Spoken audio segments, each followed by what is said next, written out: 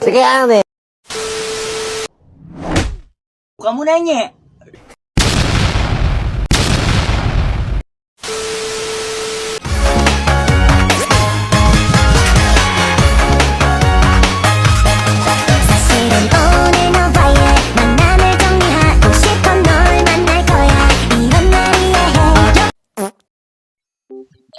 Assalamualaikum warahmatullahi wabarakatuh. Perkenalkan, nama saya Ardana Ismi Buna. Saya mahasiswa dari Prodi Pendidikan dan Informatika semester 3. Di sini saya akan menjelaskan salah satu materi psikologi pendidikan yang berjudul teori belajar. Nah, sebelumnya terima kasih kepada Bapak dosen pengampu, yaitu Bapak Zaidun Kurinip MPD yang telah memberikan tugas ini. Karena saya dapat menambahkan ilmu pengetahuan untuk saya. Nah, setiap manusia pasti memiliki keinginan menjadi orang yang pintar. Untuk menjadi orang yang pintar pasti akan membutuhkan proses belajar yang terus-menerus. Proses untuk menjadi orang pintar ini kemudian dengan melakukan kegiatan belajar. Nah, belajar merupakan suatu proses atau upaya yang dilakukan oleh setiap individu untuk mendapatkan perubahan tingkah laku, baik dalam bentuk pengetahuan, keterampilan, juga sikap dan nilai positif sebagai suatu pengalaman dari berbagai materi yang telah dipelajari. Nah, belajar juga memiliki teori nih. Teori belajar merupakan teori dalam psikologi pendidikan yang mampu mempengaruhi cara peserta didik untuk menerapkan ilmu. Teori ini melibatkan sejumlah aspek, yaitu guru, peserta didik, metode, dan strategi belajar, serta media pembelajaran.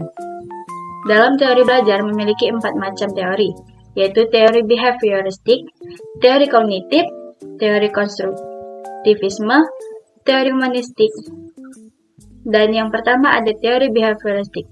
Menurut Desmita, teori belajar behavioristik adalah teori belajar untuk mengerti tingkah laku manusia menggunakan pendekatan mekanistik, objektif, dan materialistik sehingga perubahan tingkah laku dapat di diri seorang dapat dilakukan melalui upaya pengondisian seperti contohnya bersikap mekanis, menekankan peranan lingkungan, menekankan pentingnya latihan, mementingkan mekanisme hasil belajar.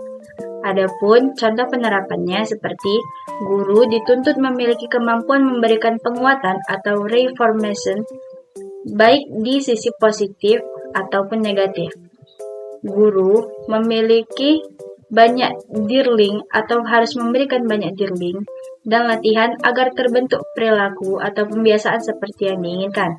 Yang kedua, ada teori kognitif. Di dalam bukunya, Sam menyatakan bahwa teori kognitif menekankan bahwa pendidikan belajar merupakan proses internal atau mental manusia. Teori kognitif menyatakan bahwa tingkah laku manusia yang tampak tidak bisa diukur dan diterangkan tanpa melibatkan proses mental yang lain seperti motivasi, sikap, minat, dan kemampuan. Implikasi teknik teori kognitif ini terdiri dari mendorong siswa untuk berpikir tentang materi dengan cara yang akan membantu mereka mengingatnya, membantu siswa mengidentifikasi hal-hal yang paling penting bagi mereka untuk dipelajari, dan rencanakan kegiatan-kegiatan kelas yang membuat siswa secara aktif berpikir menggunakan mata pelajaran di kelas.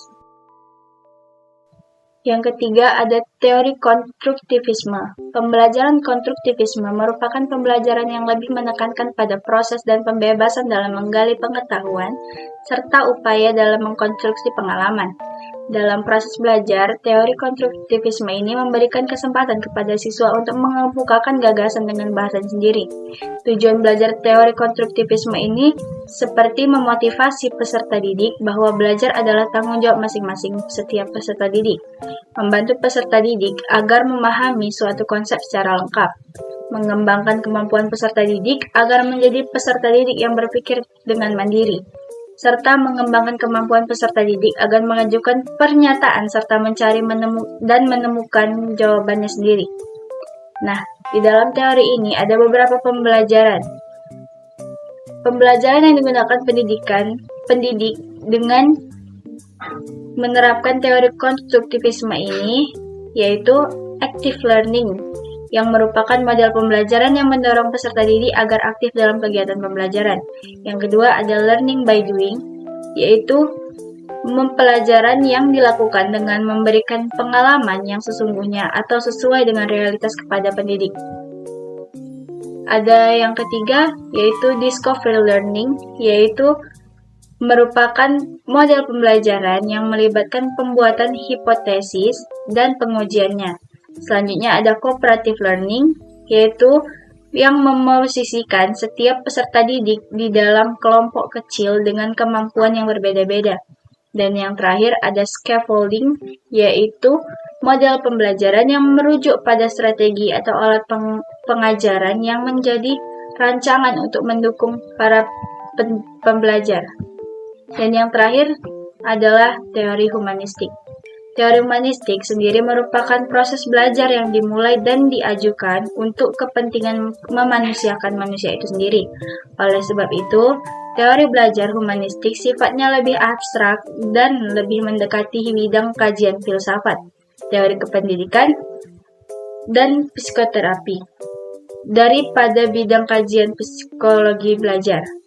Pada penerapan teori humanistik ini adalah hal yang sangat baik.